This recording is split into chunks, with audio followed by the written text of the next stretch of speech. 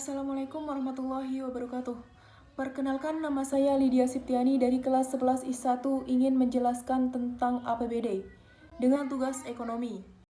Berikut dijelaskan secara singkat pengertian dari APBD.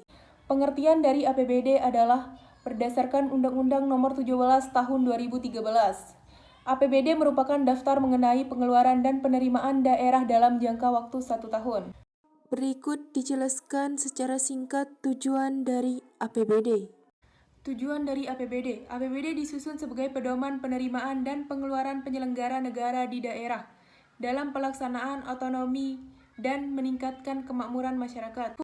Berikut dijelaskan secara singkat fungsi dari APBD. Fungsi APBD yang pertama adalah otorisasi. Anggaran daerah akan dijadikan sebagai suatu dasar menerapkan pendapatan dan belanja daerah pada tahun berlangsung. Yang kedua adalah perencanaan. Anggaran daerah dijadikan sebagai pedoman dan merencanakan suatu kegiatan. Yang ketiga, pengawasan.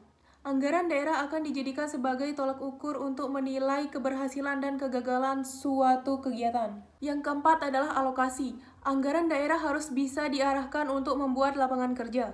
Yang kelima, distribusi. Berbagai kebijakan dalam hal penganggaran wajib diperhatikan dengan mengutamakan rasa keadilan. Yang keenam, stabilisasi. Anggaran daerah akan dijadikan sebagai alat dalam memelihara dan menjaga keseimbangan dasar perekonomian.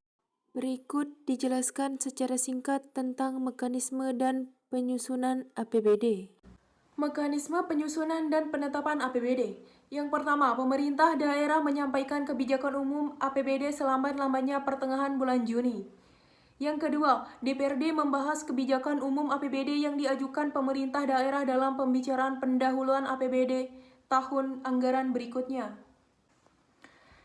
Yang ketiga, rencana kerja satuan kerja perangkat daerah disusun dengan pendekatan berdasarkan prestasi kerja yang akan dicapai dan disertai dengan perkiraan belanja untuk tahun berikutnya. Sumber-sumber pendapatan daerah. Yang pertama adalah pendapatan asli daerah, yaitu berupa pajak daerah, distribusi daerah, hasil perusahaan milik daerah, dan pendapatan daerah lainnya yang sah.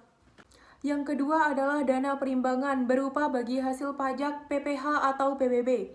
Yang kedua, bagi hasil bukan pajak atau sumber daya alam.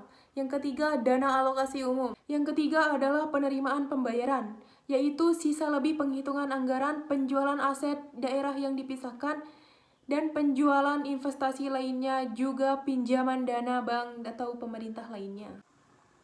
Yang ketiga adalah penerimaan pembayaran, yang merupakan sisa lebih penghitungan anggaran, penjualan aset daerah yang dipisahkan, dan penjualan investasi lainnya, juga pinjaman dana bank atau pemerintah, dan lain-lain. Yang keempat, dan lain-lain penerimaan yang sah, seperti pendapatan hibah, dana darurat, dan pendapatan lain-lain. Berikut dijelaskan secara singkat jenis-jenis dari APBD. Jenis-jenis pengeluaran daerah. Yang pertama adalah belanja, yang merupakan belanja operasi, belanja modal, dan belanja tak terduga. Yang kedua adalah bagi hasil pendapatan, yaitu bagi hasil pajak, bagi hasil retribusi, dan bagi hasil pendapatan yang lain-lain. Yang ketiga, pengeluaran pembiayaan, yang berisikan pembayaran pinjaman, belanja investasi permanen, dan pemberian pinjaman jangka waktu panjang. Berikut dijelaskan secara singkat pengaruh APBD terhadap perekonomian. Yang terakhir, pengaruh APBD dalam perekonomian. Yang pertama, meningkatkan pertumbuhan ekonomi masyarakat. Yang kedua, menciptakan kestabilan keuangan daerah. Dan ketiga, menimbulkan investasi masyarakat. Keempat, memperlancar distribusi pendapatan. Dan kelima, memperluas kesempatan kerja. Sekian, terima kasih yang dapat saya jelaskan. Wassalamualaikum warahmatullahi wabarakatuh. Assalamualaikum warahmatullahi wabarakatuh. Saya atas nama Lydia Siptiani memohon maaf sebesar-besarnya jika ada kesalahan yang tidak saya sengaja dalam penjelasan tentang APBD tersebut. Sekian, terima kasih dan wassalamualaikum warahmatullahi wabarakatuh.